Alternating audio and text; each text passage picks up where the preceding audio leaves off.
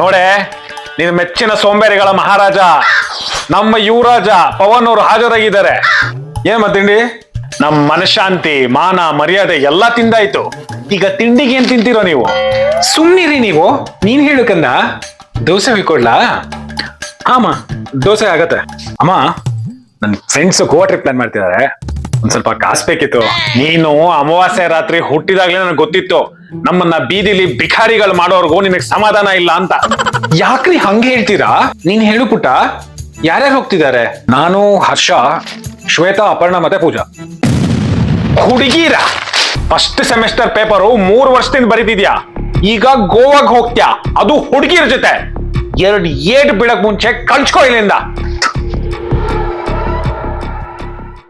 ಏನ್ ಮಾಡೋದು ಇವ್ನ ಒಪ್ಸಕ್ಕೆ? ಐಡಿಯಾ.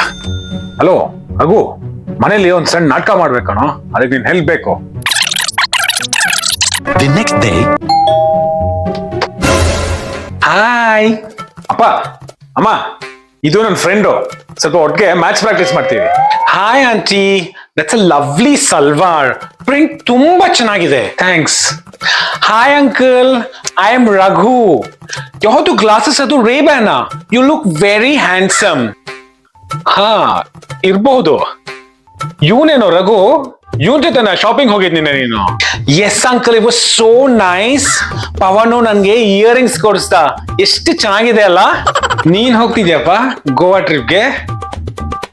ಓ ನೋ, ಇಲ್ಲ aunty, I don't feel comfortable ಬೇರೆ ಹುಡುಗರ ಜೊತೆ ರೂಮ್ ಶೇರ್ ಮಾಡಕ್ಕೆ. ಒಳಗ್ ಹೋಗೋಣ? ಯಾ, ಲೆಟ್ಸ್ ಗೋ.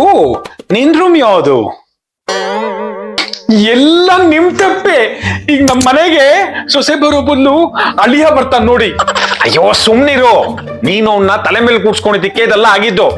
ಅಳಬೇಡ, ಈಗ ಸ್ವಲ್ಪ ಟೈಮ್ ಕೊಡು ಯೋಚಕ್ಕೆ. Several hours later. ಯಾ ಬಾಯ್. ಬಾರೋ ಕಂದ ಇಲ್ಲಿ. ಹೇಳಪ್ಪ, ಏನಾಯ್ತು? ತಗೋ 3,000 ಇದೆ, ಗೋವಾ ಟ್ರಿಪ್ ಹೋಗ್ಬಾ ಆಯ್ತಾ? ಚೆನ್ನಾಗಿ ಮಜಾ ಮಾಡು. ಇನ್ನ ಬೇಕಾದ್ರೆ ಕೇಳು, ಗೂಗಲ್ ಪೇ ಮಾಡ್ತೀನಿ.